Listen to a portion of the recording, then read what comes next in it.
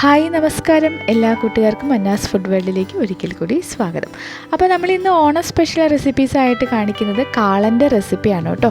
വളരെ ഈസി ആയിട്ട് ചെയ്യാൻ പറ്റുന്ന ഒരു റെസിപ്പിയാണ്. പെട്ടെന്ന് തന്നെ വീഡിയോയിലേക്ക് പോകാം.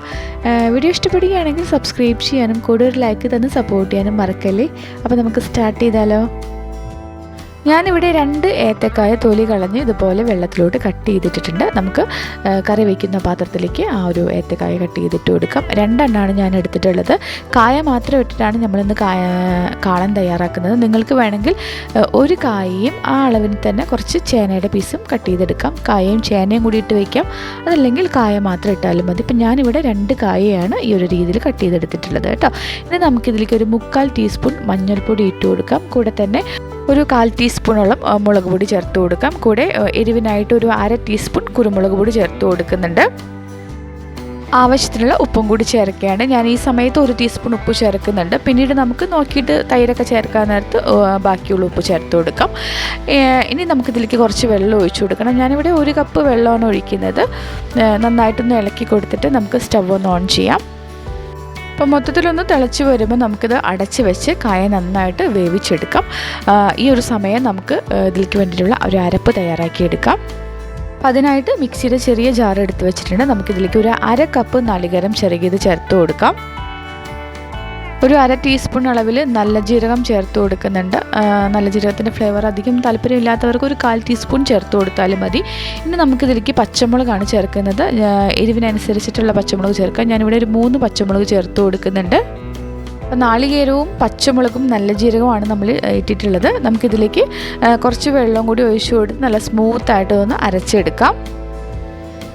ഇനി നമുക്ക് നമ്മുടെ കായ വെന്തോ നോക്കാം. ഞാനിത് ഇടയ്ക്ക് തുറന്ന് ഇളക്കി കൊടുക്കുന്നുണ്ടായിരുന്നു കേട്ടോ. കായയൊക്കെ ആയതുകൊണ്ട് പെട്ടെന്ന് തന്നെ അടി പിടിക്കാൻ സാധ്യതയുണ്ട്. അപ്പോൾ നമ്മുടെ കായയൊക്കെ നന്നായിട്ട് വെന്ത് വന്നിട്ടുണ്ട്. ആ വെള്ളമൊക്കെ നന്നായിട്ടൊന്ന് വറ്റി വന്നിട്ടുണ്ട്. ഇനി നമ്മളിപ്പം അരച്ചെടുത്തിരിക്കുന്ന അരപ്പുണ്ടല്ലോ, അത് അതിലേക്ക് അങ്ങ് ചേർത്ത് കൊടുക്കാം. നിങ്ങൾക്ക് ഈ കാളൻ കുറുക്ക് പോലെ കുറുകിയ ടൈപ്പിലുള്ള കാളനാണ് വേണ്ടതെങ്കിൽ ഇനി വെള്ളം ഒഴിക്കരുത്. നന്നായിട്ടൊന്ന് ഇളക്കി കൊടുത്തിട്ട് 2-3 മിനിറ്റ് ഇതുപോലെ ലോ ഫ്ലെയിമിലിട്ട് ഇളക്കി ഇതൊന്ന് ചൂടാക്കി എടുക്കണം. ഈ സമയത്ത് ഞാൻ നേരത്തെ പറഞ്ഞതുപോലെ കുറുക്ക് കാളനാണ് വേണ്ടതെങ്കിൽ വെള്ളമൊന്നും ഒഴിക്കരുത്. അല്പം ഗ്രേവി വേണം എന്നുണ്ടെങ്കിൽ ആ മിക്സിയുടെ ജാറിന്ന് കഴുകി കുറച്ച് വെള്ളം ഒഴിച്ചു കൊടുക്കാം. അപ്പോൾ എനിക്കിച്ചിരി ഗ്രേവി വേണം, അതുകൊണ്ട് ഞാൻ കുറച്ച് വെള്ളം ഒഴിച്ചിട്ടുണ്ട്. വെള്ളമൊന്നും അധികമായി പോകരുത് കേട്ടോ. ഇതുപോലെ ഇളക്കി വേണം അതൊന്ന് ചൂടാക്കി എടുക്കാനായിട്ട്. നാളികേരത്തിൻ്റെ ഒരു റോസ് സ്മെല്ലൊക്കെ മാറി വരുന്നത് വരെ ഇതുപോലെ ഇളക്കി മൊത്തത്തിലൊന്ന് ചൂടാക്കി എടുക്കുക. അപ്പോൾ അതായത് മൊത്തം ഒന്ന് ചൂടായിട്ടുണ്ട്. നമ്മൾ ഇളക്കി തന്നെ ചൂടാക്കി എടുക്കണം. അല്ലാതെ വെറുതെ ഇട്ട് വെട്ടി തിളപ്പിക്കരുത് കേട്ടോ. ആ ഒരു നമ്മുടെ നാളികേരമൊന്നും പിരിഞ്ഞു പോകരുത്. അതുകൊണ്ട് ലോ ഫ്ലെയിമിലിട്ട് ഇളക്കി മൊത്തത്തിലൊന്ന് ചൂടായിട്ട് വരുമ്പം തീ ഓഫാക്കിയിടുക. ഒരു 5-6 മിനിറ്റ് ഒന്ന് വെയിറ്റ് ചെയ്യുക. ഈ ഒരു കൂട്ടിൻ്റെ ചൂട് ചെറുതായിട്ടൊന്ന് കുറഞ്ഞു വരുമ്പോൾ നമുക്കിതിൽ തൈര് ചേർത്ത് കൊടുക്കണം.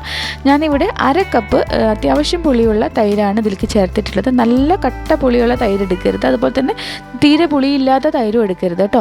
തൈര് ഒരു മീഡിയം പുളിയുള്ള തൈരാണ് ഞാൻ ഉപയോഗിച്ചിട്ടുള്ളത്. 1/2 കപ്പ് തൈര് എടുത്തിട്ട് അതിൻ്റെ കട്ടയൊക്കെ ഉടച്ചിട്ടാണ് ഇതിലേക്ക് ചേർത്തിട്ടുള്ളത്. ഇനിയിപ്പോൾ നിങ്ങളുടെ കയ്യിലിരിക്കുന്ന തൈര് ഇച്ചിരി പുളി വല്ലാതെ കൂടുതലാണെന്നുണ്ടെങ്കിൽ നമ്മൾ എടുക്കുന്ന തൈരിൻ്റെ അളവ് കുറച്ചെടുക്കാനായിട്ട് ശ്രദ്ധിക്കണം കേട്ടോ. വല്ലാതെ പുളി കൂടിക്കഴിഞ്ഞാലും തീരെ പുളി ഇല്ലാതിരുന്നാലും ഇത് ടേസ്റ്റ് ഉണ്ടാവില്ല. ഒരു മീഡിയം പുളിയുള്ള തൈരാണ് നമ്മളിതിന് ഉപയോഗിക്കേണ്ടത്. അപ്പോൾ നമ്മൾ സ്റ്റവ് ഓൺ ചെയ്തിട്ടൊന്നുമില്ല, മൊത്തത്തിലൊന്ന് ഇളക്കി കൊടുത്താൽ മതി. ഇതിലുള്ള ഒരു ചെറിയൊരു ചൂടുണ്ടല്ലോ, അത് മതി. നന്നായിട്ടൊന്ന് ഇളക്കി കൊടുത്ത ശേഷം നമുക്ക് ഇതിലേക്കൊന്ന് താളിച്ചും കൂടി ഒഴിക്കണം. അപ്പോൾ താളിപ്പിനായിട്ട് ഞാനൊരു പാൻ ചൂടാവാൻ വെച്ചു. പാനൊന്ന് ചൂടായിട്ട് വരുമ്പോൾ നമുക്ക് കുറച്ച് വെളിച്ചെണ്ണ ഒഴിച്ചു കൊടുക്കും. ഒരു 1.5-2 ടേബിൾ സ്പൂണും എണ്ണ ഒഴിക്കുന്നുണ്ട്. എണ്ണ നന്നായിട്ട് ചൂടായിട്ട് വരുമ്പോൾ നമുക്കിതിലേക്ക് 1 ടീസ്പൂൺ കടുക് ഇട്ട് കൊടുക്കാം. കടുക് നന്നായിട്ട് പൊട്ടിയ ശേഷം ഒരു നുള്ളു ഉലുവ ചേർത്ത് കൊടുക്കാം. ഇതിൻ്റെ കൂടെ തന്നെ 2-3 വറ്റൽമുളകും 2 തണ്ട് കറിവേപ്പിലയും കൂടി ചേർത്ത് നന്നായിട്ടൊന്ന് മൂപ്പിച്ച് തീ അങ്ങ് ഓഫാക്കിയിടാം. ഇനി നമുക്ക് ഈ ഒരു താളിപ്പ് കറിയിലേക്ക് അങ്ങ് ഒഴിച്ചു കൊടുക്കാം.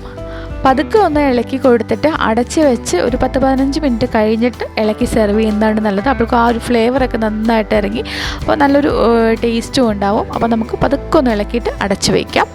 അപ്പോൾ നമ്മുടെ ഓണം സ്പെഷ്യൽ എപ്പിസോഡിലുള്ള കാളൻ ഇവിടെ തയ്യാറായിട്ടുണ്ട്. കൂട്ടുകാരെല്ലാവരും ഈ ഒരു രീതിയിലൊന്ന് ട്രൈ ചെയ്ത് നോക്കണേ. ഇഷ്ടപ്പെട്ടിട്ടുണ്ടെങ്കിൽ സബ്സ്ക്രൈബ് ചെയ്യാനും ലൈക്ക് ചെയ്യാനും ഷെയർ ചെയ്യാനും കമൻറ്റ് ചെയ്യാനും ഒന്നും മറക്കല്ലേ കേട്ടോ. ഓക്കെ, അടുത്ത ദിവസം വീണ്ടും നല്ലൊരു റെസിപ്പിയുമായിട്ട് നമുക്ക് വേഗം തന്നെ കാണാം. താങ്ക്